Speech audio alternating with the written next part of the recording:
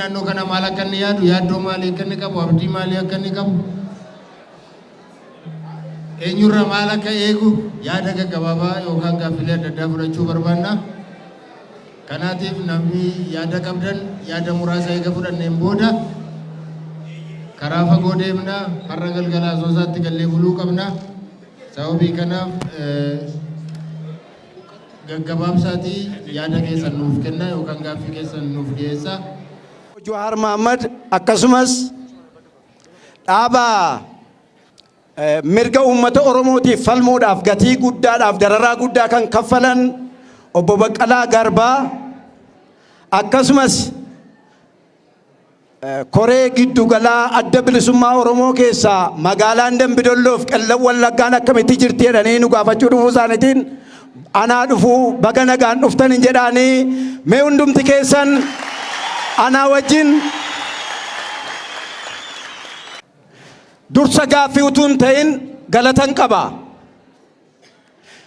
Har'allee yoo dogoggoraan miilli karaarraa ce'e namni tokko kaleessaaf eengadda gochi inni godheef seenaan inni raawwate har'a yoo daguutuu qabaate iyyuu galateeffamuu qaba. Kanaaf rakkoodhaaf dararaa uummata Oromoo irra tureef jiru hawaasa Oromoo maraan ga'uudhaaf ummanni Oromoo akka nama tokkotti walii wajjin hirree tokkoon akka ka'uuf sababa kan ta'e xiinxalaa siyaasaa kan turan Obbo Jawaar Mohammad qeerroof qarree Oromoo dammaqsuudhaan qabsoo diddaa garbummaa Oromiyaa keessatti ka'eef bu'uura jalqabaa waan ta'aniif maqaa uummata Oromootiin akkasiin naa galateeffatan hin barbaada.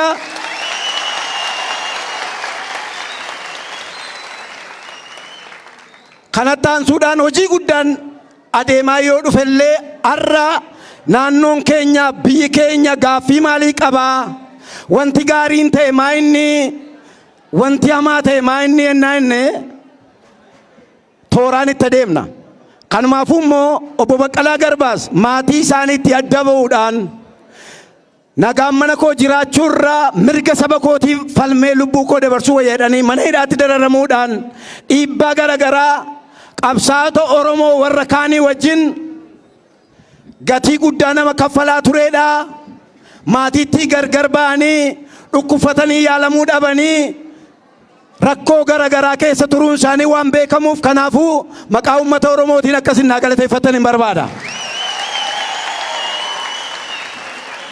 Asitti fufuudhaan Obbo Jawaariinis ta'ee Obbo Baqqalaa akkuma beekamu magaalaa keenya keessatti rakkoon uummata Oromoodhaa dhibba deebi'eeraa yoo inni nuuf garee biraa nuu deebi'eera jechuu danda'a nuun deebine. Waa'ee wayyaanee faarsina.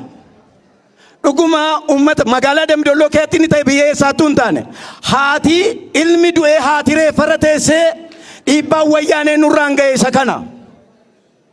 Namoota keenyatu aangootti dhufneenneetu sirbinuu immoo dubartii ulfaa mootummaan bakka qabate haaromsi ergii dhufe dubartiin ulfaa miixuudhaan akka duutu yeroo ta'u nuuf deebiin arganne.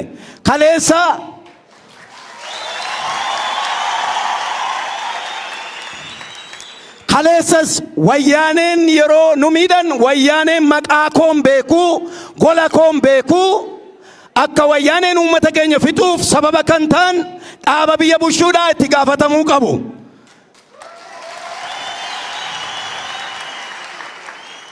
Kanaafuu deebiin arganne waan baay'ee booddee tafe lolan nurratti wajjin amma dirree irratti jaalleen keenyas ta'anii keessummoonni keenya maal nuun jedhaa turan kana booddee nagaadha nuun jedhan achii baanee ammas geenyutti garuu amma loltoota mootummaatiif waraana adda bilisummaa Oromootiif uummata Oromoo rukutamaa jira magaalaa Qeebbee keessa amma nun sossobinaa sobaan nun sossobinaa dhugaadha taanaan nagaa barbaanna. Qaamonni gara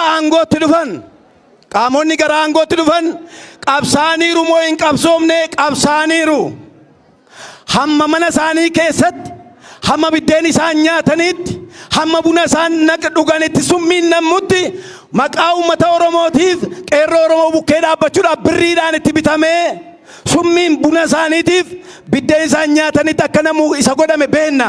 Qabsaaniiru, hojii gaarii hojjetaniiru. Har'oo qabsoo uummata Oromoo keessatti obbo Jawaarii wanta hin gaafadhu laaptooppii isaanii fuudhanii obbo Lammaadhaa kennan. Kana jechuun qabsoo uummata Oromoo raawwate jechuu miti. Isa kaleessa hojjetanis hojjechaa isarraa itti fufuu waliin itti fufuun utuu jiru. Kana akka hin qinaattan ilaala.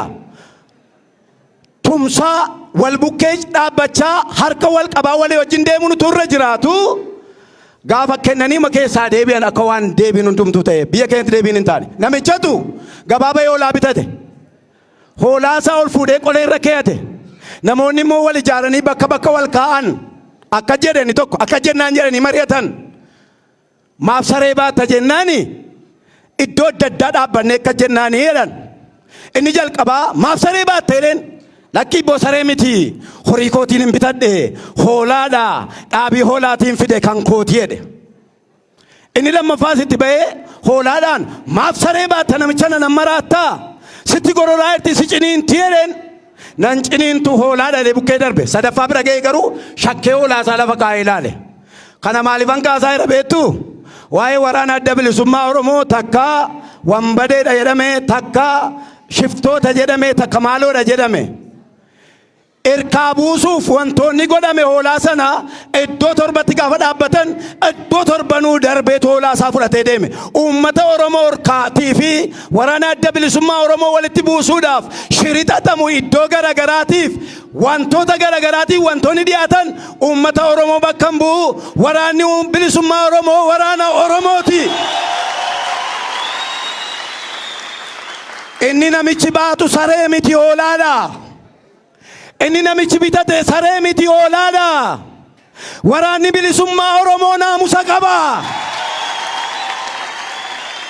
Waraanni bilisummaa Oromoo hattuu miti mana namaa cabsee saamaan jiru. Waraanni bilisummaa Oromoo dubartii nama humnaan qabee guddaadhaan jiru. Namoonni gidaamii yoo jiraattan poolisii Oromiyaa lamarratti Anabaa'oodha jedhee waajjira poolisii cabsee dubartoota poolisoota Oromiyaa lama kan gudeede waraana wayyaaneet yookiin waraana mootummaati. Lammaaf Abiyyi Duwwaan haara'uun waraana wayyaaneet haara'e jechuu miti. Kaleessa bottii wayyaanee ta'anii wayyaaneen kee addee ittiin nu ajjeesaa turanii. Har'a immoo wayyaanee arrabsaa nu ajjeesaa jiru. Isa kana hin fudhannu. Haaromsa bofaa nutti haara'inaa nuu jedhaani. Haaromsa bofaan barbaannu. Haaromsi bofaa hin muuxata. Bofi gaafa muuxatu summii gatee kaajamaa mee deebinaa laadhaa. Bofi gaafa muuxatu summii gataa. Ol ka'ee nama ta'a. Yookiin hoolaa ta'a. Ajjeechaadhuma saattaara. Haaromsi isin jettan harrayyuu ammayyuu ammam waltajjii irraa wajjumaan buune utuma dhufaa irruu uummanni lagatti nammee jira qeebbeedha. Uummata waraanaa jiru. Jaarsa ajjeesaa jiru. Kan nurratti labse immoo bulchiisuma federaalaati bulchiisa naannoo Oromiyaati. Kallattiin kun bakka nun bu'u. Waraanni alseerummaa biyya keenya keessatti gaggeessu nurraa kaafamu. Gaaffiin keenya isa kana. Ajjeechaan nurraa dhaabbatu. Waraanni nurraa kaafamu. Wayyaaneen makatteertu nurraa kaatu. Waa tokkoon isinii kaasa taajjabbiidhaaf. Waa'ee haaromsaa obbo Lammaa Dambidolloo dhufe uummata simachuuf yaa'e. Kaabineen tokko akka jedhe. Kaabineen tokko garuu akka jedhe maal fiddee fi dhuftee Lammaan isuma nu hojjenne malee naa ijoolleen itti nammite. Ijoollee hirkaa baafneetu aadaa keenya badaa jenneeni namicha geggeessine. Takka jedhanii warruma haaromsaa morman muude Lammaan lammaan dhaqi waajjira dhaabaa keetti dubartii gudee dhiyeedhee ergeeraa geggeessaa haaromsaa. Obbo Jawaar kana beektuu quba qabdu geggeessaan haaromsaa magaalaa Dambidolloo dhufee ture. Ragaadhaa wajjin isin dhiyeessa waan sobaan dubbannu. Waajjira dhaabaa magaalaa Dambidolloo keessa sanbata guddaa sa'aatii 9 walakkaa irratti hojii atattamaatiif barbaadamte jedhee nama dubartii dirqisiisee waajjira keessatti gudeedetu geggeessaa akkasiitu uummataaf mootummaa gidduu dhaabbate. Ragaan qaba, ragaa qabatamaa wajjin isin dhiyeessa. Kana booddee waraana humna addaa Oromiyaa iddoo kana buufatee jiruuf qarshii 40,000 durgoon seeraa alaa hojjetamee kennameefi isa eegaa turani. 40,000 durgoo seeraa alaa dhoksaa kana Abiyyiif Lammaatti nu jalaa baasa jedhaniitu dhimma keenyaaf deemnu nu ukkaamsee humna addaa mana hidhaatti nu darbate. Dhoksaa kana baa borii dhoksaan hin baa nu duunus dhaloonni dhoksaa baasu jira. Kanaafuu wantoonni nurratti geggeeffamaa jiru waan addaati. Kaleessa hojii gaarii hojjettaniitu. Obbo Baqqala maaliif raftan maaf dagattan uummanni Oromoo isin dhaggeeffachaa ture. Uummati Wallaggaaf uummati dhiyaa isin hin dhibu. Yeroo walaanni nurratti duulamu, yeroo aalseerummaan geggeeffamu, yeroo manni namaa cabu, yeroo suuqiin namaa cabu, yeroo abbootiin garmalee du'ani ibsa baasuun isin irraan turre. Maaf dagattan hamma kanatti qabsoon keessan hamma iddoo argattanitti jara geggeessaa hojii waan walii galtaniif dhimmi uummataa isin hin dhibu komii isin irraa qabna. Kanaaf iddootti nu deebi'aa, isin kabajnaa, isin jaallanna. Obbo Jawaar iddootti nu deebi'aa, kallattii keessan nutti argisiisaa. Isin keessummoota keenya kabajaatii, qabsaa'ota uummata Oromooti. Qabsoo uummata Oromootiif gatii kaffaltaniittu wantoota hedduu taataniittu beenna. Har'as hin callisinaa, iddootti galu. Wayyaanee tani nutti hin faarsinaa. Wayyaaneen humna hin qabdu, kaleessa humna kan itti godhe OPDOdha. Kan humna ta'eef OPDOdha. Oromoon takka tokkummaa dhabe malee takkaa mo'amee hin beeku. Akka galaanaa irra galagala yoo ka'e. Akka galaanaa irra galagala. Shirri garuu uummata Oromoo dhiyaatii baan gargar qooduuf karaa mootummaa miidiyaa garaagaraatiin hojjetamaa jiru nurraa dhaabbatu. Qabsaa'onni yookiin waraanni adda bilisummaa Oromoo kan yaadu waa miti kan Oromiyaa guutuuti. Waraana naamusa qabuudha, waraana nama dhaga'uudha. Hundee mukaa nyaatee uummata isaa bilisa baasuuf kana deemuudha. Kanaafuu waa'ee hiikkachuuf hiikkachiisuu garagaraatti labsamaa ture hafeera waliigalleerra jedhameera. Kaleessa miidiyaadhaan waliigaluu har'a molola nurratti geggeessaa jiru. Kanaafuu waliigalteen isaanii soba ta'uusaa uummanni Oromoo kana beekuutu irra jiraata. Uummata waraana keenya bukkee dhaabbannu. Ejjennoon asirratti himna. Hin dhumna. Lafa kanarraa dhumna. Lafa duwwaa bulchanii malee waraana asiin waliigaltee uumaa asiin waraana geggeessuun soba. Soba. Siyaasi sobaatiin geggeeffamuun hafeera. Siyaasa sobaatiin geggeeffamuun sobamuun nugaa. OPDO'n wayyaaneen harkaaf garaa ta'anii isaan nurratti geggeessan nugaa. Nugaa. Dandeenya hin baanu. Dadhabneera. Waleen keenya dadhabeera. Dandeenya soban baannu. Dhugaadhaan nama hojjetuma bukkee dhaabbanna. Kanaafuu asii kaleessa ibsa kennu Jaal Daawitii fi Obbo Lammaan har'a molola labsu. Kaleessa torban lamatti likkiitti gashina jedhani. Deebi'anii amma immoo nageenya uumneerra jedhani. Nun sossobinaa uummanni kun uummata beekaadha. Akka laaltan miti. Uummanni kun uummata jabaadha. Oromiyaa bakka bu'aa. Hin adeema. Geerarsi yeroo baay'ee Dambidolloon aalseerummaan isaa odeeffamu. Maqaa abbaa torbeetiin xureessu. Abbaan torbee dokteriin ajjeesne. Abbaan torbee daldalaan ajjeesne. Abbaan torbee isa nama ajjeese. Hattuu ajjeese. Kashadabbee ajjeese.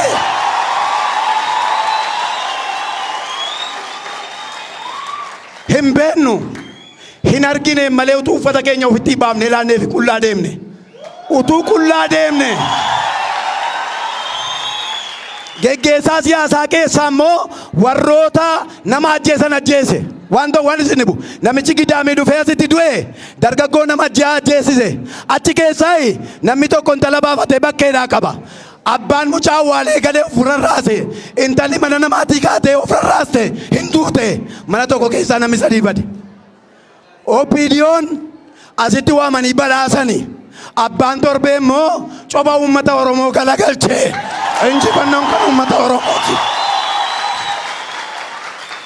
Silas hin jirru nun sobinaa dhugaadha taanaan nagaan barbaanna.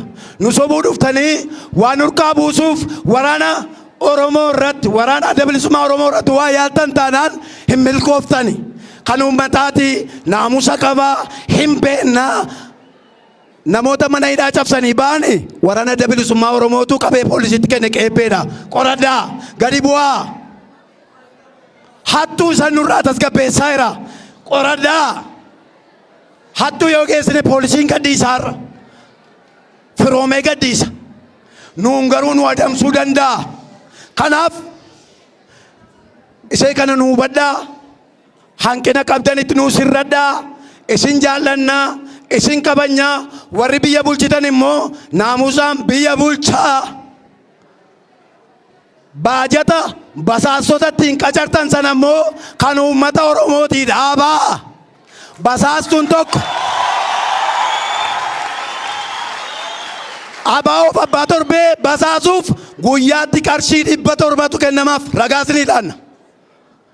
Basaastuun tokko duuriyyee bakkee keessaa fuutanii qaniitti 700 jechuun ji'atti 21,000tu kaffalamaa jira. Qabeenyaan kun kan uummata Oromooti ammaa kaasee dhaabbatu. Waraana nurraa kaasaa. Waraanni nurraa ka'u hamma ammaatti waraanni nurraa ka'u waraanni mootummaadhaa aalcheerummaa gaggeessaadha nurraa ka'u waraana mootummaa hin haaromne nurraa ka'u bakka nun bu'u waraana uummataa miti. Waraana wayyaaneen kaleessa sammuu isaa meenyaaf summiidhaan guutteedha. Hin haaromne kaleessa nu ajjeesaa jira. Har'as ajjeesaa jira. Jijjiiramni hin jiru nurraa dhaabbatu. Galatoomaa ulfaadhaa. Argu carraa akkasii argadhee hojjettoota miidiyaa OMN'dha. Akkasumas obbo Baqqalaa Garbaa akkasumas miseensa koree gidduu ta'anatti fakkaata adda bilisummaa Oromoo Jaalammii nama jedhamu. As keessatti argadhee yaadan qabu. Uummatan magaalaa Dambidolloo bakka bu'ee carraa kana argachuu gootiif guddaa galatoomaa jedhaaniin. Gaaffiidhaan hin jalqabaa. Tiimiin kun tiimii maalii akka inni ta'e hin beeku. Obbo Jawaariin beekaa, obbo Baqqalaa Kaafaa'oodha beekaa. Tiimii nageenya uumuudhaaf deemu ta'ee hin beeku. Baagiraawundiin isaanii Oromoo yoo ta'an illee tarii haala hojiin isaanii adda addanatti fakkaata. Obbo Jawaar aktiivistiidha. Obbo Baqqalaan miseensa paartii Kaafaa'ooti yookiin hoogganaa itti aanaa dhaaba sanaati jechuudha. Gaaffiin jalqaba kaasu daayirekteera OMN obbo Jawaariif hin kaasa. Obbo Jawaariin golee arfan Oromiyaarraa darbeellee akka Itoophiyaa maraatti nama qabsoo uummata Oromoo waggoota dheeraadhaaf deemaa ture daran akka inni saffisee gabaabbatuuf gahee guddaa taphatanidha. Kanaaf galata guddaa qabu harka naa rukutaani.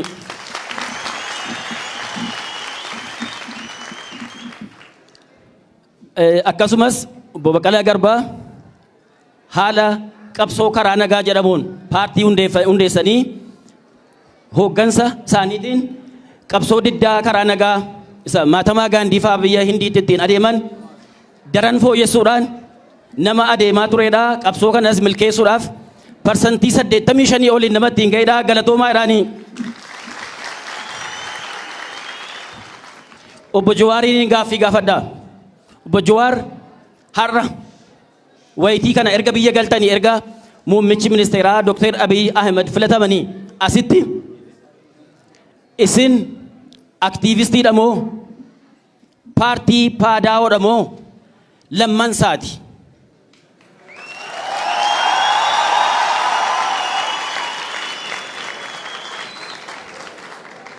Miidiyaan OMN dha. Ijoollee daa'ima waggaa 2-3tu beeka. Baay'ee kabanya, baay'ee jaallanna. Har'a miidiyaan OMN dha. OBN tu hin taane TV Oromiyaa see durii ta'e maaliifi? Maaliifi? Maaliifi? Har'a OMN namni dhaggeeffatu nama muraasa natti fakkaata. Akka naannoo keenyaatti. Gaazexeessota Yuun Ingidaafaa as kunoo isa dhaabatu kanaadha. Namoota isaan afeeran, aktiivistoota jedhanii namoonni isaan afeeran Oromoo urursuu jalqabanii dhiisii qobsii miilla lafaa qabattu jedhanii maaltu ta'e jennaan miilla lafa qabatti buqqa'uu qabdi malee maal jechuudha?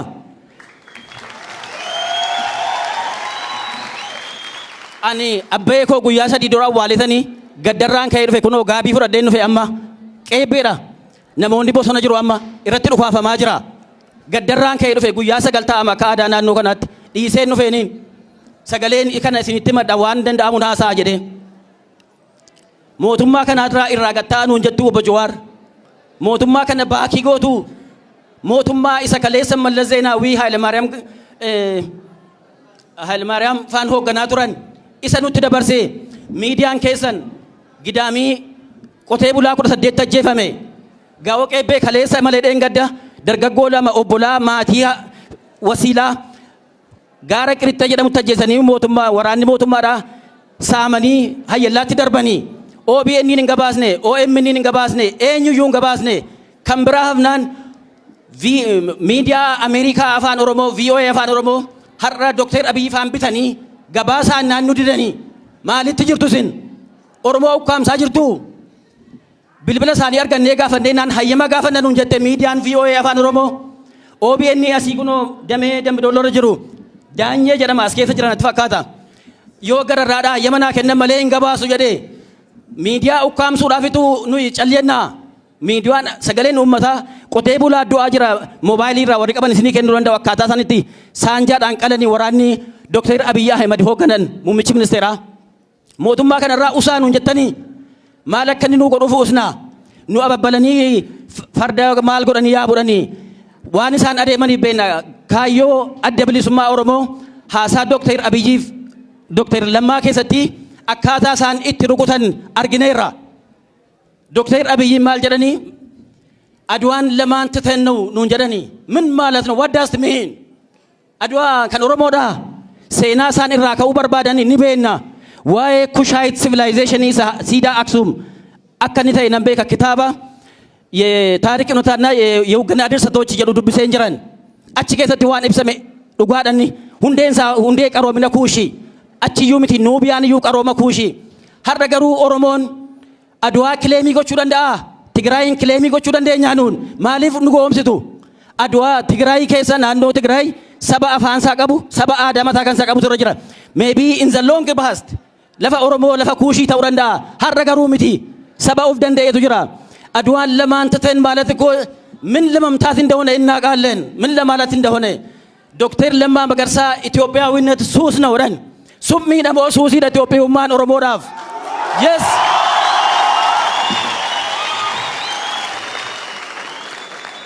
ani namootani lakkii summiidha jedhanii lakkii suus na hashish na wadhan naani maraataniiruun jedheenan nama samuunsaa sirri Oromoo ta'ee obbo Lammaa Magarsaadha. Seenaa impaayira kanaa ni beeka dhee mana amanan tarii immoo hin beekan yoo ta'e waan biraa ta'uu danda'a beeku dheen amana. Akkamiin suusii ta'uu danda'a? Is it diplomatic approach? Haasaa dippiloomaasii jedheen shakkee ture. Dhaloota ola deemaa dargaggoota goggorsuudhaaf jecha isaan fayyadamanidha. Summiidha malee suusii ta'uu hin danda'u. Yes.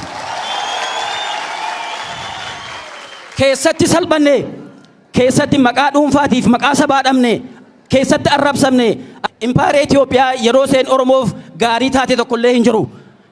Tarii Oromoon Itoophiyaa bifa haaraatiin yoo seen ijaaramte hin morma jedhee namanuun hin mormu. Garuu akka amma seen jirtutti the approach is to maintain the old empire, the sick man of the horn. Isa warri Turkey da, the sick man of Europe jedhani Ottoman Turkish Empire dhaan. The sick man of the horn maaliif suphuuf adeemta Jawaar Mohammed? La, why? Maaliifi? It should be dismantled. Yes. Diigamee bifa haaraatiin ijaaramuu qaban jedha empire Itoophiyaa. Diigamee bifa haaraatiin. If and if yoo ta'e mirga Oromoo kabajite Finfinnee Oromootti kennaa. Dr. Abiy Ahmed maaliif Finfinnee Oromootti hin laanne? Maaliif Adwaanu gaafatu? To divert the issue. Oromoo asii gama ilaaliin jechuudha. Gama sana ilaalii kana dhiisiti. Magaalaa kana gaafa dhufanii daawwannaa godhanii barsiisaa miliyoon ol jirraa jedhama gaaffii gaafate. Waa'ee 45 waa'ee afaan Oromoo waan shishifii kana dhiisi ganaa gaanfa Afrikaa bulchinaa jedhanii. Akkamittiin ta'uu danda'a gaanfa Afrikaa Oromoon mana seeyyuun sirreeffanne. Let us first arrange our home. Mana keenya jalqabaa sirreeffannu. Sana booda biyya ollaatiif ta'uu dandeenya. Jalqaba issue Oromoo haasa'uun nurra jira. It is jecha faranjii tokkoon isinii kaasa. Kana isaan kun wallaalanii jechuu qomitan. Yeroo kana kaasuu jarri asirra jiran kun hundillee ni beeku. Ben Johnson jedhama. It is such a high time when everybody stands under the eave of his house and sings what he pleases. Waiting kun yeroo namni hundumtuu dafii mana isaa barandaa mana isaa jala dhaabatee waan isatti fakkaate sirba yoo ta'e faarfannaa yoo fakkaate faarfatuu yookaan sirbuudha. Mana namaa jala waa'ee Horn of Africa waa'ee maalii it is very stretching baay'ee waan fagoo waan hiixataa Oromoo dogoggorsuudhaa fi siistama fayyadamamaa jirudha siistamni kun. Maaliif jennaan chaartara AU yookiin the former OAU 1964 magaalaa Kaayirootti murteeffamee ni beeknaaniin maal jedhanii murteessanii we maintain respect the colonial boundary jedhan. Oromoon Keeniyaa keessa jira moo hin jiru? Moyyaalee Keeniyaatii hanga Naayiroobitti naannoo kiiloomeetirii 500 Oromoo duwwaa jira Oromoo Booranaa. Ofitti dabaluu dandeenya ree? We can't. Tanzaaniyaa keessa Oromoon jiraachuu danda'a? Jiraan. Ugaandaa ni jiruun warri tiksee jedhaman. Jara sana kileemii gochuu dandeenya irra? How on earth? Akkamitti? Hin dandeenyu. Wantoota jirantu nu daangeessachuudha. Gaanfa Afrikaa bulchinaa maaloodha? This is an illusion. Wantoota abjuu natti fakkaatan. Mee kottaa Oromiyaa cimsaatii yeroo sana Oromoo Amaaraafis warra kibbaa wajjin wal taanee Itoophiyaa haaraa ijaaruu yeroo kana dandeenya jedheen amanaan. Kanaaf dhimma araaraa Itoophiyaatti dhufaan. Araaraa adda bilisummaa Oromootii fi adda mootummaa Itoophiyaa gidduutti gaggeeffame. Hundi keessan kan beektanii waamichi Dr. Abiy Ahmed godhanii mormitoota hundumaa akka isaan galan dirree dimokiraasii bal'isne irraa jedhan. Which is very good. Namoonni kaan guyyaa lama isaanii fudhannee fiigaa dhufanii shaantaa fuudhanii. Gaafa isaan fiigaa dhufanii addi bilisummaa Oromoodhaaf sardi paartii gaafateeni. Oromoo ta'ee deeggaraa dhaaba sanaa ta'uu Oromoo aktiivistoota dabalatee hin mormaniin miidiyaa hordofaa jirra waan ta'eef maal jedhanii maal barbaaddiseen immoo hin galtuu jedhame.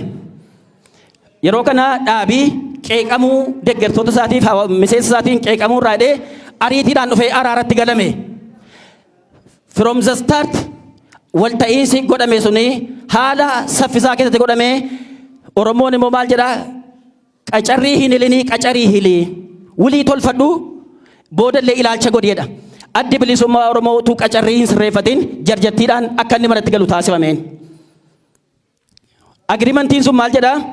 በውጭ ያለው የኦነግ ሰራዊት ትጥቁን ፈቶ ይገባል ይሄዳ በአገር ውስጥ ያለውም ይፈታል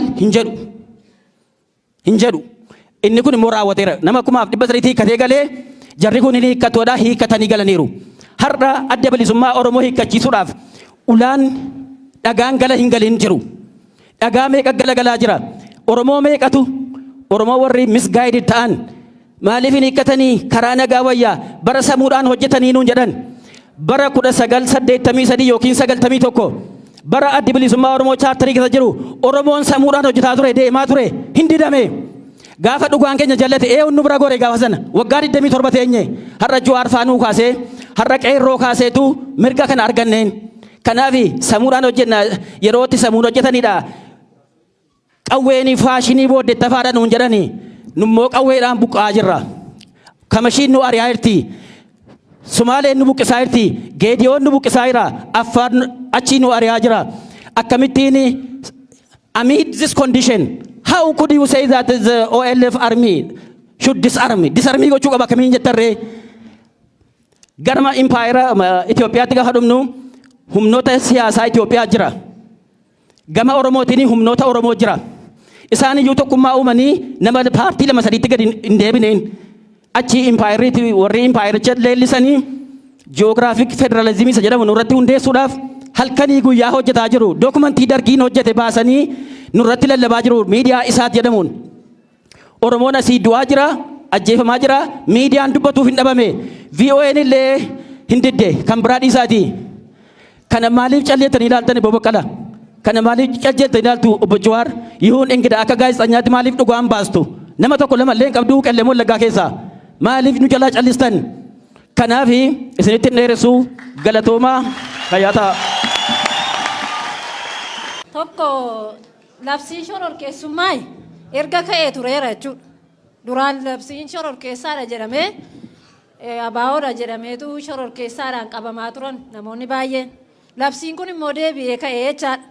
Amma garuu namoonni erga labsiin kun ka'eeti mana hidhaa keessa jirantu jira. Fakkeenya isinii kaasuu nan danda'an. Tokko Shaashoo Ambassee jedhama. Shawaa Kaabaarra Shawaa Lixanatti Shawaarraa. Lammaffaan immoo Dastaa Mangashaa jedhama. Wallagga baagatti gara Shawaatti jechuudha. Warri kun amma ammaatti labsiin kun erga ka'eesi namni waa isaanii yaadate hin jiru. Qilinxoo keessa jiru. Warreen akkana fakkaatan jechuudha mana hidhaa kana keessa jiru. Kaan isaanii biraa ka'anii ba'aniiru. Warri kun garuu amma ammaatti namni waa isaanii dubbate hin jiru. Maqaan isaanii hin ka'u. Akka isla dubbataa turanitti immoo namoonni baay'een mana hidhaa keessaa ba'anii akka dhumaniittidha kan haasa'ame. Garuu amma ammaatti waa'ee warra kanaan haasofne. Tokko inni kuni lammaffaa silaa karaa nagaa jedhamaa ture. Karaan nagaan kun maal akka ta'e naan galle. Ammuma erga istaadoomii turree gara qeebbeetti nagaan hin jiru. Waraanni achitti dhukaasa banaa jira. Uummati baay'ee jeeqamaa jira. Gaddas immoo fakkeenyaa fi namoota kan wal waraanu waraana warra meeshaa qabanidha natti fakkaata. Uummati warri ta'an kun warra meeshaa qaban natti fakkaatu. Utuu waraanaaf waraanni walitti ba'ee warri kutee gaarii ture. Garuu kan karaa irratti dhumaa jiru ijoollee nama tokkitti dugda isaanii kana walitti hidhanii qirixxee irrattidha kan wareegaman. Kun seenaa sammuu namaa keessaan banneedha. Obbolaadha nama lamaa dhageessaniittu FB irratti agartaniittu ani immoo qaamaan nama argeedha. Sammuun kootti baay'ee na dhukkube jechuudha. Isinitti dhaga'amuu qaba kun. Har'allee immoo uummati qeebbeerra jiru miidhamaa jira. Baay'een isaa caakkaatti maatiin ijoollee guuree caakkaatti gadi fiigaa jira. Nagaatu jira jechaa turre eega silaatiin immoo. Karaa nagaan kun karaa kam akka ta'e tun dhaga'ee naa gala. Nan barbaade kana. Karaa nagaa jechaa turre waan ta'eef karaa nagaan kun maal akkamiitiin nagaa ta'a jedheetanii gaaffiin gosa kanaadha. Waan na dhaggeeffattaniif galatoomaa. Qaba guddaa galatoomaan jedha. Keessumaa kabajamoo Obbo Baqqalaa Garbaa, kabajamoo Obbo Jawaar Mohaammed yeroo dheeraadhaa fi yeroo cinqii keessatti foddaa televezyiiniitii fi FB'dhaan wal beeknaa. Kanaaf baay'ee sin jaallannaa. Al tokko nu galateeffadhaa. Qabsoo uummata Oromoo gabrummaa sadhumaa xumuraa jilbeenfachiisuu fi roolii taphatame keessatti Obbo Jawaariin akka dhuunfaa kootiittanii iddoo guddaan kennaa fi baay'ee natti tola. Ijoo dubbii kootti gaafan deebi'u ijoo dubbii waatti seenaa araara adda bilisummaa Oromootiif mootummaa Itoophiyaa gidduutti raawwatamuu isaanii yaadatama. Walaa dhaggeeffannu harkas baay'ee rukutuun barbaachisu. Keessummooti keenya kun rakkoo keenya nu hubatanii deemanii waan gochuu danda'an akka nu godhanidha. Kanaaf waraana adda bilisummaa Oromoo isa ta'u adda bilisummaa Oromootiif mootummaan Itoophiyaa araarri gidduu isaaniitti bu'ee biyyatti galanii simannaan utuu hin xumuramin biyya keessaa simannaan utuu hin xumuramin lolli addaa nutti banamee jira. Lolli baname kun immoo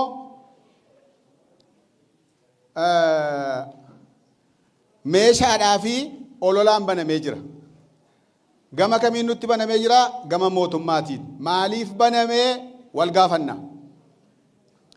yoo olaantummaa seeraa kabachiisuu ta'e, yoo nama lubbuu balleesse seeratti dhiyeessuu ta'e, yoo hattuudhaaf saamtota seeratti dhiyeessuu ta'e, yoo biyya eeguu ta'e, waraana adda bilisummaa Oromootu eegaa jira ragaan uummata kana.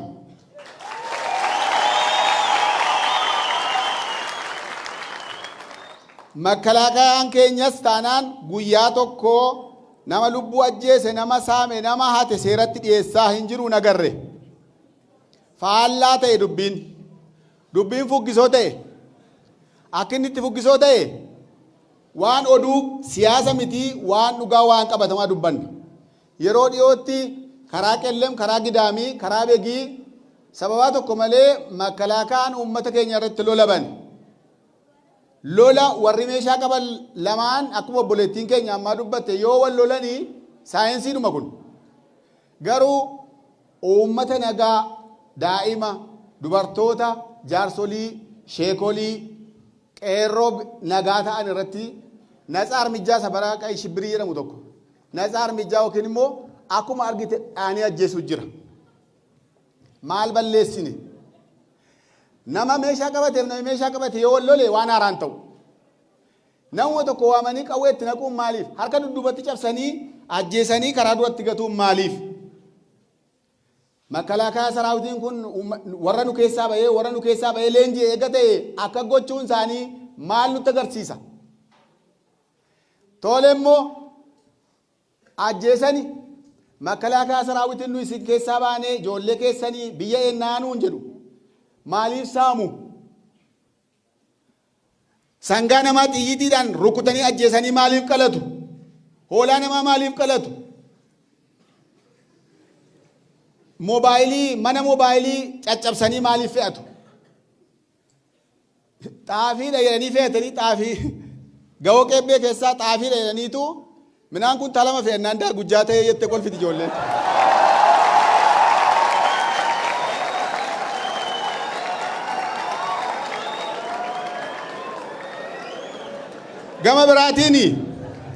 Gama biraatiini walaa dhaggeeffannu waan dhugaadha kun ilaa amma haasaa mi'eessuuf jedhee mitiyan waan dhugaadha warri qeebbee as jiru amma sa'aatii kana warri qeebbee lagatti gadi baqataa jiru meeshaa dhukaa jira waan isaan moombeen hooggantooti keenya warri godina Wallagga Bahaa Wallagga Lixaa godina Qellem Wallaggaasi hamma tokko rakkootu jira.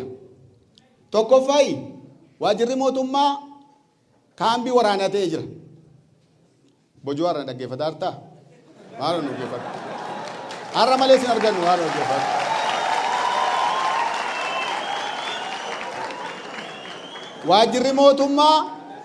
Waajirri mootummaa kaambii waraanaa ta'aa jira.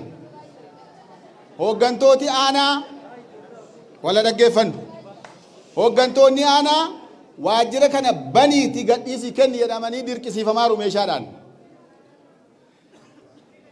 Waajjira keessaa hojjetaan baqatee manatti galee taa'aa jira. Fakkeenyaaf aanaa Daallee Wabaraa fudhachuu dandeessa.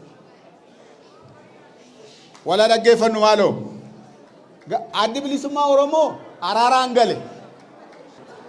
Araaraan eega galee deebi'ee immoo akka labsiitti isa ta'u akka qajeelfamaatti addi bilisummaa Oromoo yookiin waraanni bilisummaa Oromoo yakka raawwateera irraa jalqabee mootummaa kana keessaa baheera jedhamee utuu dubbatame waa tokko.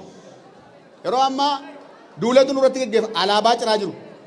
Alaabaa mallattoo adda bilisummaa Oromoo waajjira keessaa ciraa jiru, magaalaa keessaa ciraa jiru, nama doorsisu, nama rukutu, nama dhiitu, ijoolleen amma maqaa isaanii dhaaman warri ajjeefamanii harka dudduubatti cabsamanii ajjeefamanii maqaan isaanii dhaameera maqaa isaanii yoo barbaadan isinii laannaa.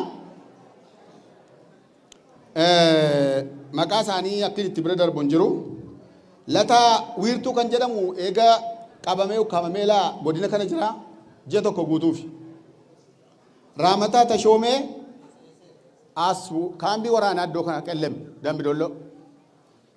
Dambidolloo jira lataa wiirtuu kan jedhamu reeffa makiinaa keessatti reeffa wajjin argine ni qabanii waan biraa jiru reeffa abaa'oo reeffa loltuu abaa'oo wajjin argamee jedhamee qabamee hidhame. Shofeerii miti nama nagaa qeerroodhuma. Makiina ambulaansii keessatti reeffa bakkee jiru fuudhee fe'ee fide achumaan qabame. Raamataa Tashoomee kan jedhamuu fi Habiib Yoonaas kan jedhamu Jimmaa Horroo irraa ukkaamamanii torban tokko dura eessa akka isaan ga'an hin beekamu hamma ammaatti. Raamataa Tashoomee, Habiib Yoonaas, Anaa Jimmaa Horroo. Ijoolleen silaa immoo ajjeefamtee duutee harki dudduubatti cibee ajjeefamanii Milkii Tamasgeen, Moosisaa Tasammaa warri harki dudduubatti hidhamanii birriin 5,000 keessaa saamamee ajjeefamanii gataman immoo jara kanadha. Qirixxee aanaa Ga'oo Qeebbee keessa Qirixxee bakka jedhamu gaara Qirixxee keessa.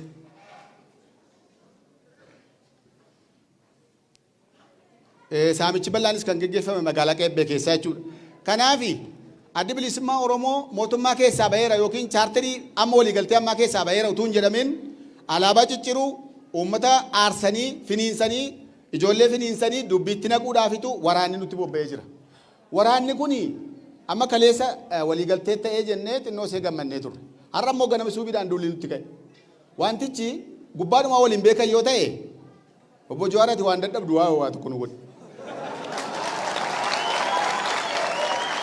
Waraanni kuni ila waa tokko nu badhu ila waa tokko nu badhaa. Waraanni bilisummaa Oromoo hiikkatu fi hiikkatu irratti wanti dubbiin ka'eef maalii fi waraana makalaakaa keessa kanaan dura ilmaan Oromoo warra fixan warra nama sangoomsan warra waan adda addaa hojjetantu keessa jira isaan nuuf qulqullaa'anii jedhamee ture. Isa kana micciiramee wanti biraa haasa'ame. Amma immoo muummichi ministeeraan ajaju yoo ta'e isin beekwanii asiin waliigalteetta asiin immoo duula gaggeeffamaa jira. Kanaaf ijoolleen mana barumsaa dhaabdeetti. Manni barumsaa barachamaa jira jechuudha.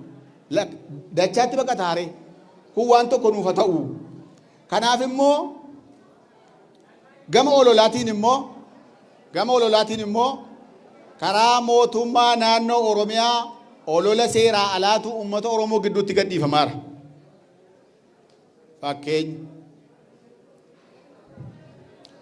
jaarsolii araaraatu yeroo kana jaarsolii araaraa tokko dhufanii asii waan hunda milkaa'ee fi nus as turree hamma bosonaatti deemanii waraana saasofsiisanii deebi'anii ol deebi'an. Itti gaafatamaan kominikeeshinii Oromiyaa obbo Yeera Muusaa obbo Adimaasuu Daamxoo isaan jedhamanii jaarsoliin hin reebamanii hin saamamanii jedhanii ibsa kennan. Jaarsoliin sun immoo gaafa dhiyaatan nu hin saamamnesi hin reebamnesi nagaadhaan waan baaneef iyyuu daran gammannee gallee jechuu isaanii dhageenya. Asirratti waan tokko jira. Asirratti waa tokko obbo Jawaariif obbo Baqqalaa waa tokko nu qabadhaa. Namni qaama mootummaa keessaa hojjetu mootummaa bakka bu'ee dubbata. Akka jechuun waan sobaa ta'uun isaa eega mirkanaa'ee mootummaa sobe jenna moo obbo Adimaasuu sobe jenna. Yoo mootummaa sobe jenne mootummaan kun akka mootummaatti yookiin harka keessaan qabu ta'a. Obbo Adimaasuu sobe yoo ta'e immoo obbo Adimaasuu dhiifama gaafachuu qaba. Amma uummata Oromoo dhiifama gaafatu taanaan mootummaatti hirkata dubbiin kun. Obbo Adimaasuun bahee uummataan akka miidiyaan akka jedhetti dhiifama gaafachuu qaba. Dhiifama gaafatu taanaan waan adda addaa tasa deemaa booddee dubbiin kun mootummaatti hirkata. Inni kan biraan itti gaafatamtoota waajjira mootummaa Oromiyaa keessa jiran mootummaa Oromiyaa keessa warri jiran waan hin barbaachifne sadarkaa isaaniitti tun ta'e sadarkaa keenyatti iyyuu waan hin barbaachifne haasa'u. Fakkeenya fudhattee shaneedhaaf jimaa yeroo fudhatti malee hin baddii jedhan. Ilaa oduu haasa'an jiru waan isaaniif biirratti gadhiisan. Shanee abaawoodha maqaa moggaasanii shaneedha. Jimaan immoo caatiidha uummata Oromooti galii guddaa mootummaa Oromiyaatiis mootummaa Itoophiyaatiis akkuma addunyaatti galchaa jira. Shaneedhaaf jimaan yeroo fudhata malee hin baddii jedha. Nama akkasiitu hoogganaa keenya ta'e iddoo sana taa'a. Laa.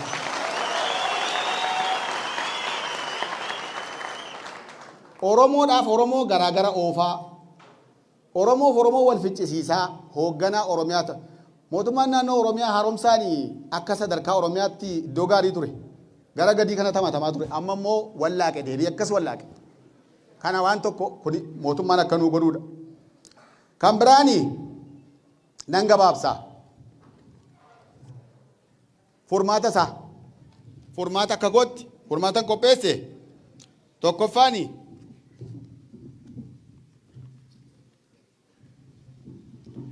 Nagaana bu'uu biyyi kun tasgabbaa'uu misoomatti deebina weettan jalqaba waraanni makalaakaa biyya kana keessaa nuuf haa ba'u.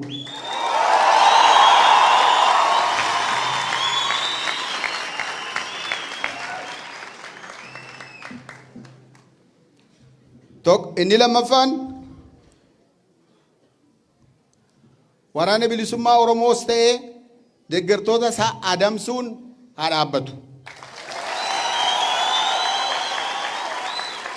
Gama mootummaatiin waan uummata walitti buusu waan akka soba geggeessuu miidiyaa irratti baanii waan hin taane of eeggannoo tokko malee gadhiisuun nurraa haa dhaabbatu. Hooggantoonni keenya immoo eega hooggantoota sadarkaa Itoophiyaa ga'anii akkuma sirriitti bubu'ame waa'een qeerroon dhumeef waa'een namni ajjeefamaa tureef lafatti hafe amma wanta farsamaa jiru waa'ee waliigala Itoophiyaati. Kuni gaaffiin Oromoodhaa kan ijoolleen dhumteef kan daa'imillee waggaa 6 waggaa 5 du'aa jirtuuf sababaa Oromoo taateef ammallee gaaffiin keenya nuun deebine. Kanaafi Itoophiyaa yeroo bulchan sirriidha akkuma Itoophiyaa taasisuun dirqama ta'etu akka gahee nama tokkootti akka Oromoo tokkootti immoo dhimmoota Oromoo atattamaan furmaata itti nuun kennin taanaan rakkoodha. Keessumaa gara dhiyaa kana warra jeequmsa jaallatu, warra karaa cufuu jaallatu, warra maal jaallatu aadaa isaaniiti maal jedhanii maqaa nutti moggaasu. Yoo nuun taane maal gonnuure?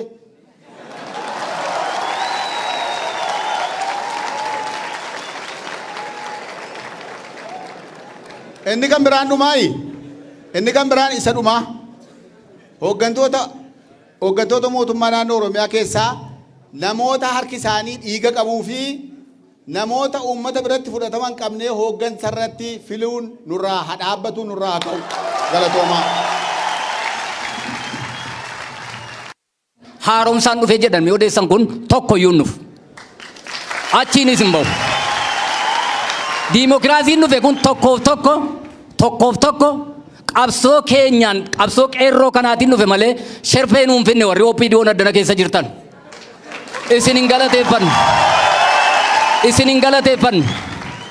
Kanaaf woboo ajjeesuun wanti inni barbaachiseefi yoo addi bilisummaa Oromoo iddoo qabate akka OPDO'n badu hin beekne hin bada boris gaaffii hin qabu. Hunuma bada boris hojiin isaa usa balleessaa jiran gidduu kana ganaa hamma gandaatti iyyuu dhufan ni kaleessa dheengaddaa korraapshiniin. Waraanni adda bilisummaa Oromoo garuu akkuma sila hubatamaa ture hundee mukaa nyaataa ture har'as hundee mukaa nyaataa ture. Meeshaa harka jiru immoo dheengadda bolamaa maal jedhan caccabaa qawwee nu harkaa fudhateedhan. Durumayyuu isaan caccabaa qawweetiin nu doorsisu erga isaan harkaa fudhate.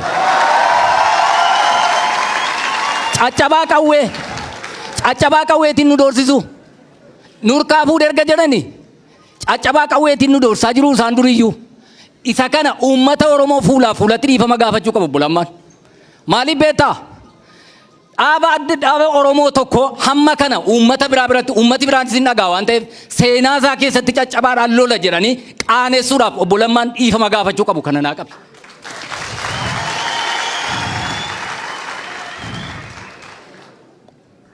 Haa ta'u kun gaariidha. Amma kaleessa meeshaadhuma isa caccabaa sanaan nutumaa turanii maanuma dadhabanii. Har'a onneetu alaa dhufe har'a wayitu alaa fe'amee dhufe qeerroon Oromoo isuma kana har'as boris. Waa isin itti himna kan isin dhaxxanii itti himtan kan uummatitti minaan jedhe. Duunu jiraannus addi bilisummaa Oromoo meeshaa hiikkate jettanii dhaxxanii nu araarsitu yoo ta'e nu warra daggala jirraan asa jaarsaa wajjin. Kanarratti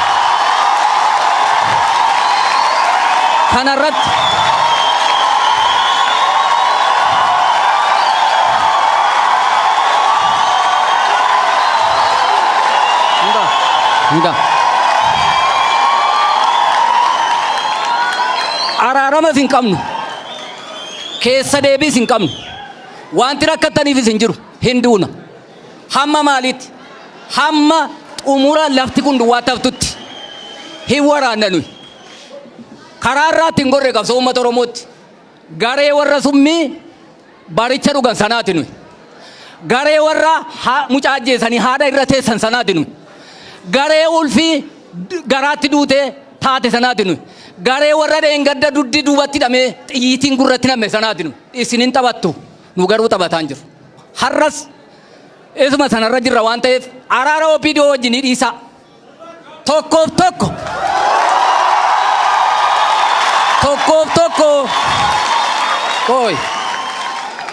tokko qawwee isaa hidhatee haa taa'u akka barbaaddetti jettu yoo ta'e asoosaas hin naqinaa hin ta'anni kun maaltu asoosaattis hin jiru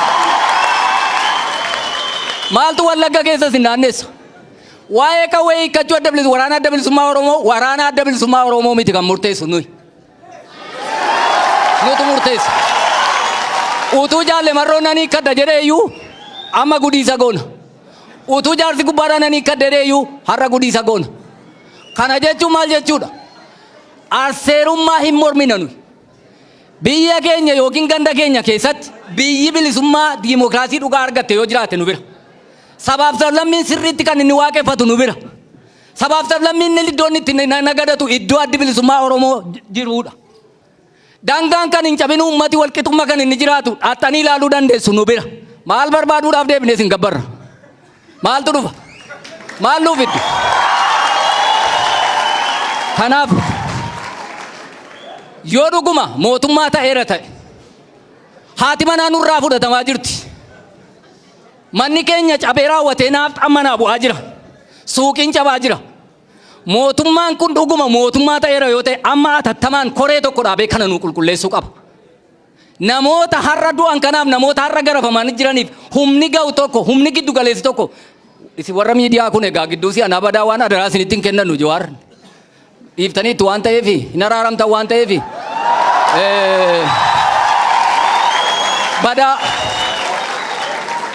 maal isin mitiin kaameraatu nu waraabu warra Oromoo deeggartu kana kaameraa matu nu waraabu sagaleen keenyas badaa miti waan ta'eef kanaaf nu dhageessisaa adaraa keessan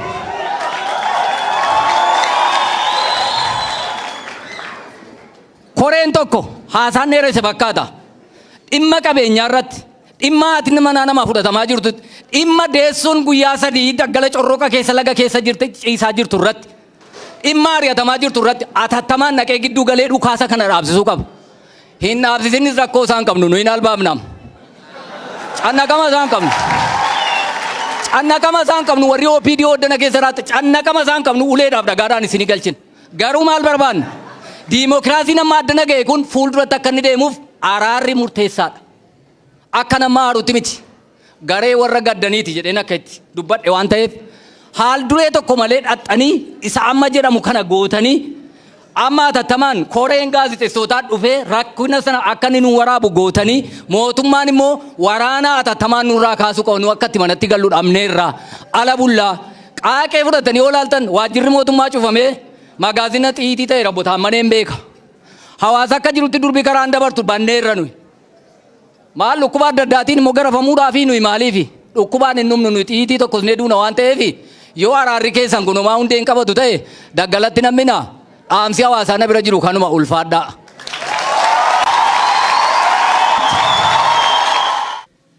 Waa'ee maqaballeessi yookiin immoo maqaa waabootti moggaafame irratti waa tokko isiniin jechuun barbaada. Sila waa tokko isinii dubbadheen jira. Elaa dhagaa Oromoo. Waraanni adda bilisummaa Oromoo har'a miti kan inni bosona seene.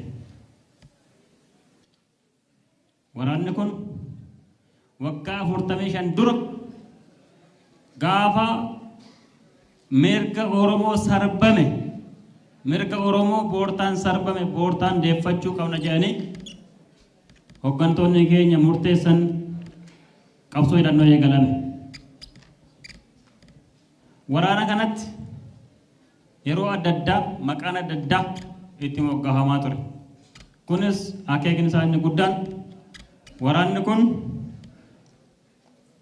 hawaasa keessatti jibbame tuffatame kaayyoo isaarraa akka maquuf uummata biraa deeggarsa akka hin arganneef yaalii yeroo dheeraadhaaf taasisaa ture.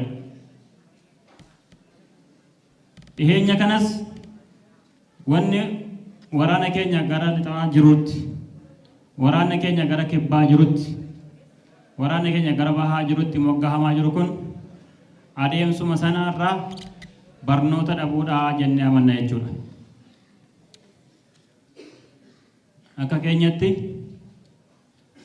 akka adda bilisummaa Oromoo beekutti, akka uummanni Oromoo beekutti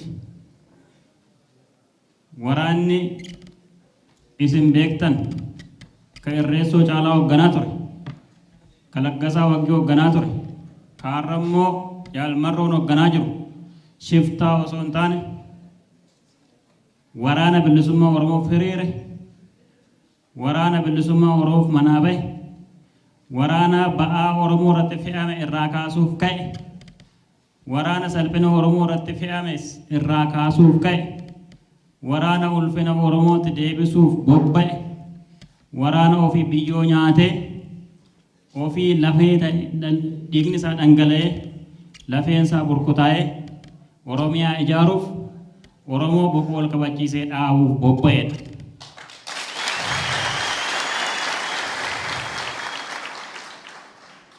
Oromoon waraana kana qabaachuutti, Oromoon ijoollee lubbuu ishee dabarsitee isaaf wareegdee kabaja isaaf dhaabbatte qabaachuutti boonuu danda'uutii qaba. Waraanni kun kaleessas shiftaa hin turre, har'as shiftaa ta'uu hin danda'u. Waraanni kun abdii Oromoo, gaachana Oromiyaati. Wanni guddaan itti deemnu waraana abdii Oromoo, gaachana Oromiyaa ta'e kana humna Oromoo irra caalaa gochuu, irra caalaa Oromoo hangomsuun akkaataan itti danda'amu, akkaataan itti waardiyyaa Oromiyaa fi abdii Oromoo ta'ee itti fufu gochuu irratti osoo qaqqabu hojjennu olola adda addaa itti baasuudhaan, maqaa itti moggaasuudhaan yakka hin taane irratti hojjechuun yakka dhaabbachuu danda'uutii qaba.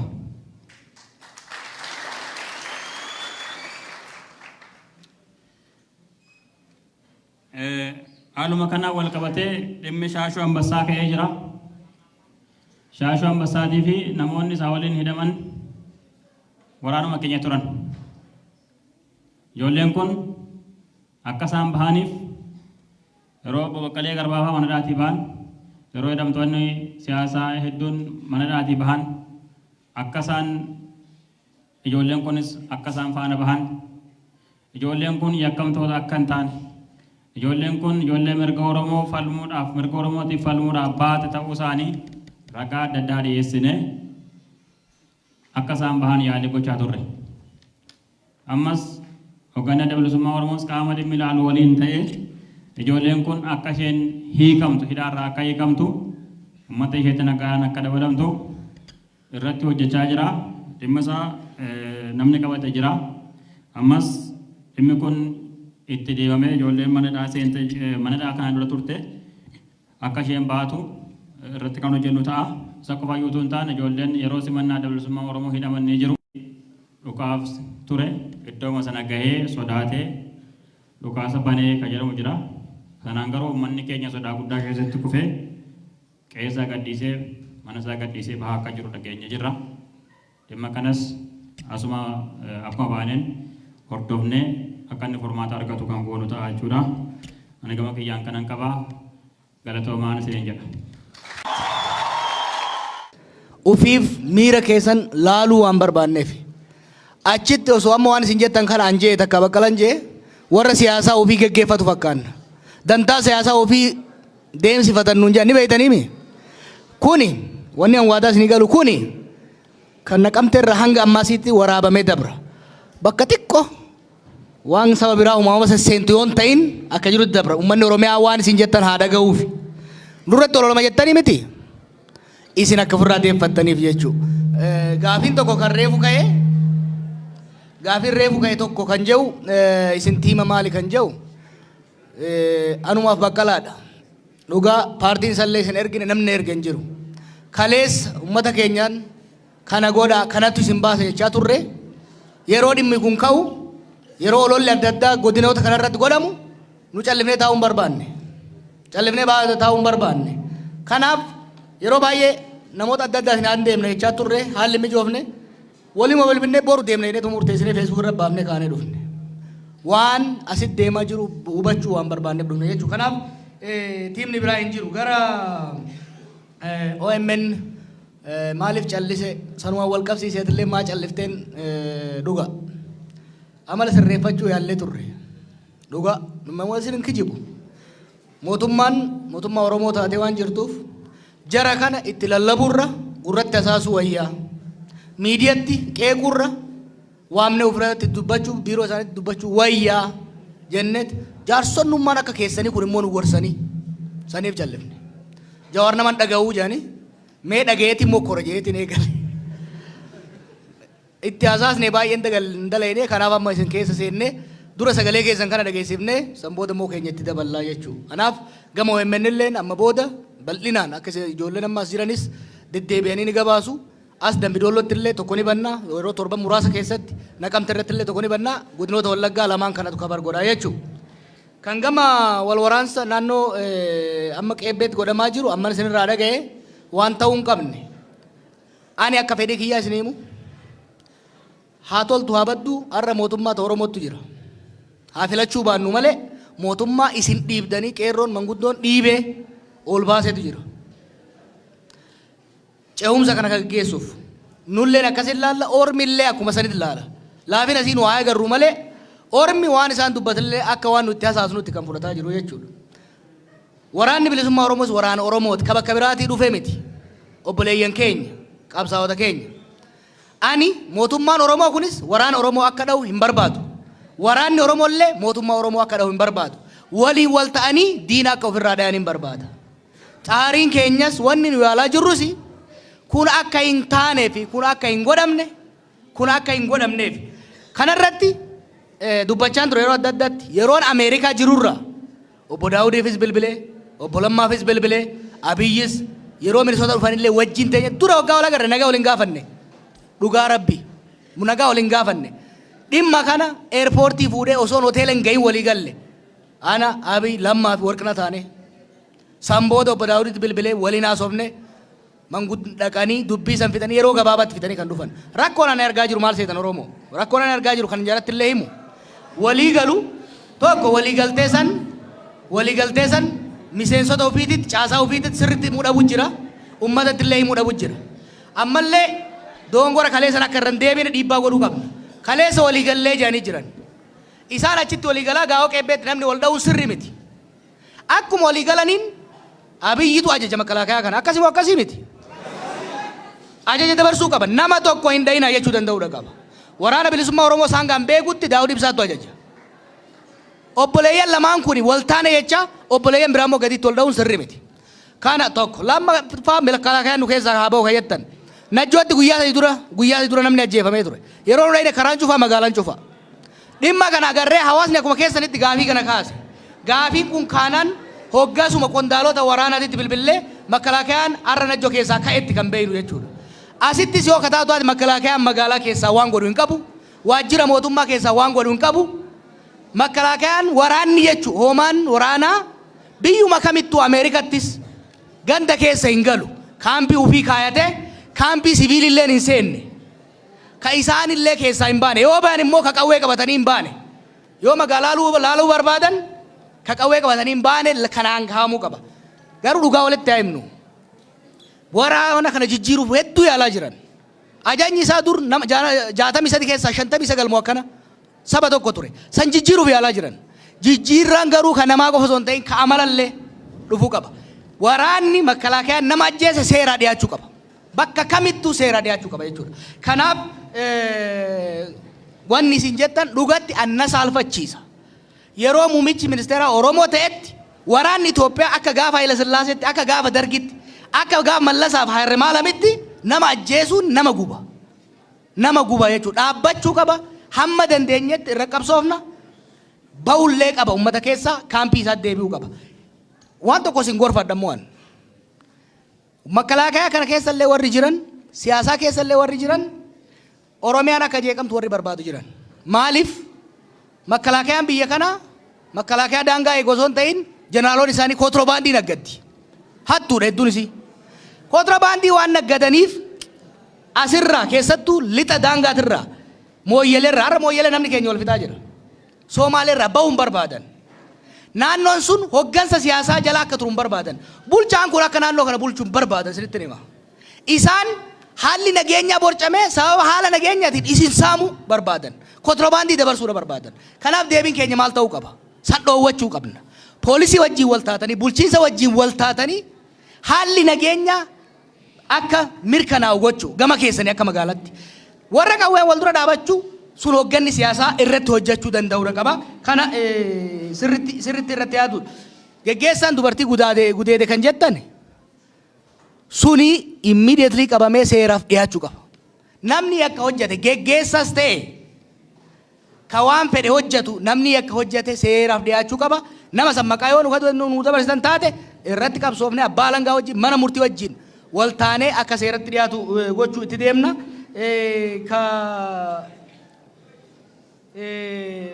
Waa'ee suusii moo summii ati jette san gara fuulduraa laalla.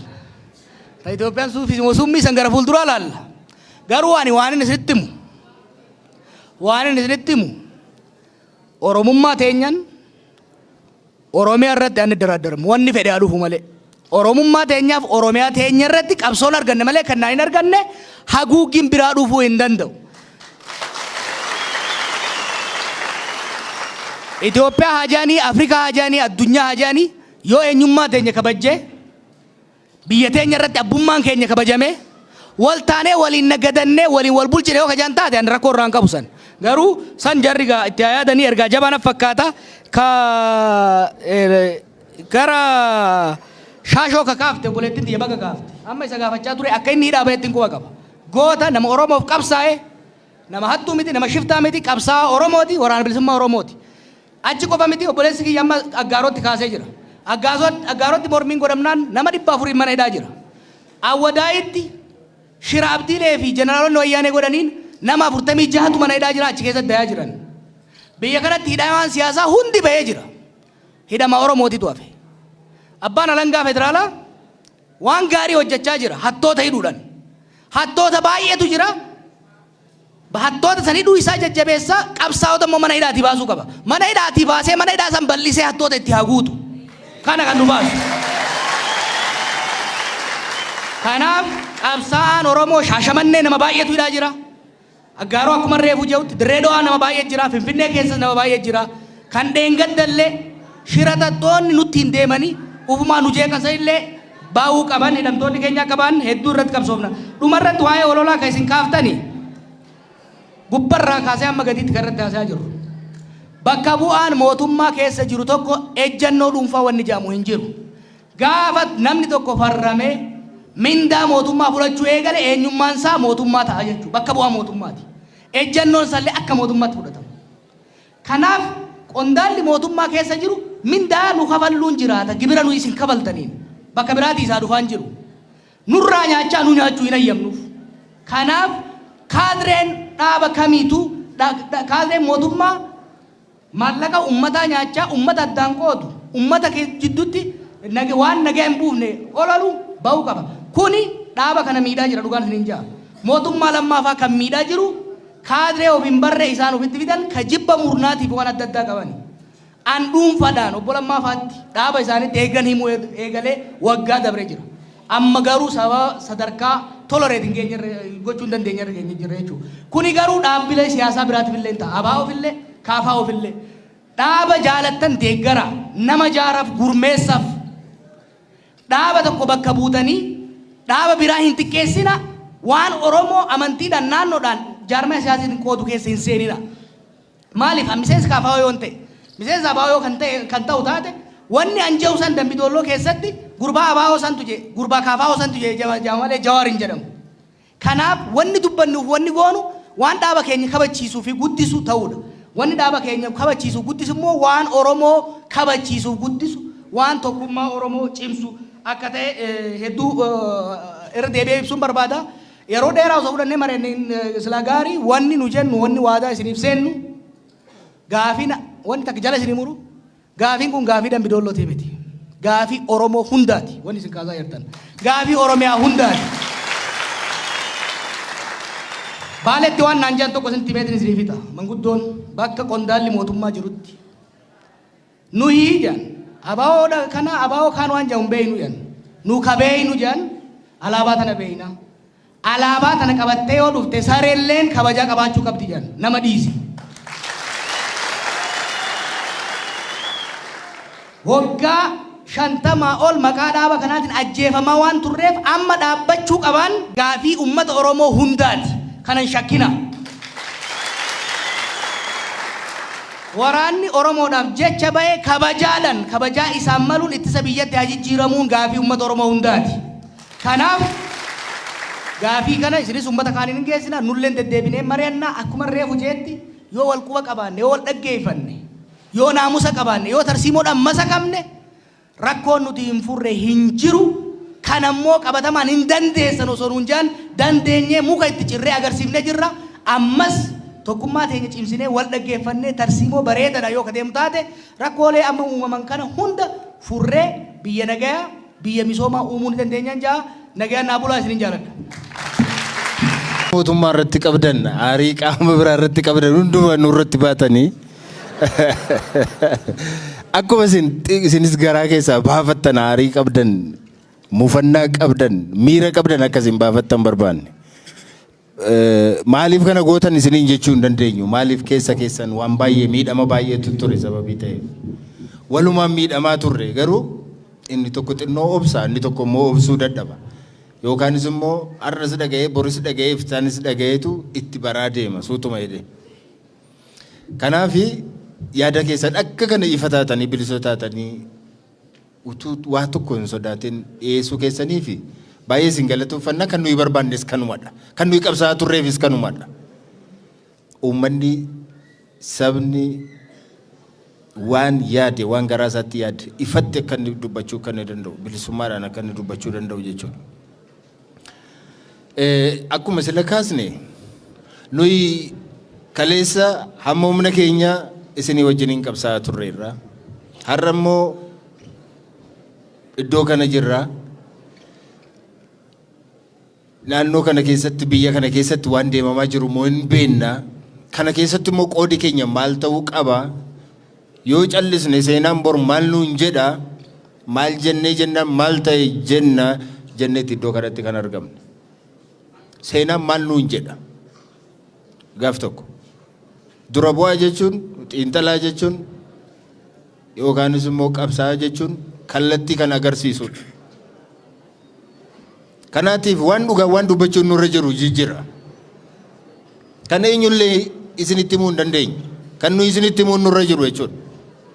Yoo jaallannes yoo jibbinnes kan dhaga'uun nurra jiru. Jira jechuudha. Biyya kana keessatti jijjiiramni amma jira. Kana fudhachuu qabna. Jijjiiramni ta'eera. Jijjiirama kana nutu fide. Eenyullee nuun finne hunduma keenyatu fide jenneera. Jijjiiramni tu hin jiru ta'e waggaa har'aa iddoo kana akka kanaatti teenyee haasa'uu hin dandeenyu ture. Har'a garuu dandeenyeerra. Kun wanta tokkodha. Utuu jijjiiramni hin jiru ta'e poolisiin tokko yookaan poolisiin mootummaa tokko iddoo kanaatti dhukaasa tokkootiin iddoo kanaan wari'uu danda'a ture. Kun jijjiirama. Maaliif dhugaa walitti hin dubbannu? Sababii mirga amma tokko xinnoo tokko sababii arganneef iddoo kana teenyee walitti haasa'uu dandeenya. Mirga kanaan nutu qabsoo keenyaan argate yoo ta'e iyyuu jijjiiramni jiraachuun isaa garuu haaluu hin dandeenyu. Jijjiiramni amma jiru garuu gaamitii isa jedhu hunduma keenyatu irratti qabsaa'aa jira. Isa qabnu kana akka kanatti teenyee mari'annee gara fuulduraatti maaltu nu baasa maaltu nu hin baasu jennee mari'annee gara fuulduraatti deemuu haala nu dhowwu keessa akka hin seenne barbaanna deebifne. sirna abbaa irrummaa keessa akka hin seenne barbaadna deebine. Mirga xinnoo ishee amma arganne kan akka inni nu harkaa bahu akka inni nu harkaa hin baane barbaadna. Kanarratti walii galuu qabna jechuudha. Kanaaf immoo nus qooda keenyaan wanta taphachuun nurra jirutu jira. Haaromsi dhuguma lafa hin geenye garuu immoo nuyi haaromsi yoo hafeyyuu waggaa lamaan kana ofii keenyaa qophoofnee mootummaa ofii keenyaa dhaabbachuun nurraatii eegama. Kanaan dura qabsoo keessa turre jijjiirama kana fiduudhaaf qabsoo keessa turre qabsoon kun garuu kan inni ija godhatee guutummaatti kan inni gara firiitti kan inni jijjiiramu gaafa nuyi mootummaa keenyaan bulleedha. Kun immoo gaafa nuyi sagalee keenyaan nama filanneen gaafa nuyi buluu dandeenyudha. Kana gochuudhaaf immoo filannoon fuula keenya dura jira, isatti deemaa jira. Maaliif obsa dhabnaadha kan nuyi jennu. Kanatti obsaan haa deemnu. Dimookiraasii jechuun kanadha. Biyya kana gara dimookiraatessuutti haa geessinu. Jibba keessaa haa baanuudha kan nuti jennu. Angara kootiin kana jedhu. Jibba keessaa haa baanu. Kaleessa abalutu akka na godhe, har'as abalutu akka na godhaa jedhu isa jedhu kana. Wal danda'uudhaan wal bira dabarree waan qabanne amma qabanne walii abboomamne walii dhageenye seera eegne sirna eegne mootummaa mataa keenyaa ijaarrachuutti haa ceenuudha.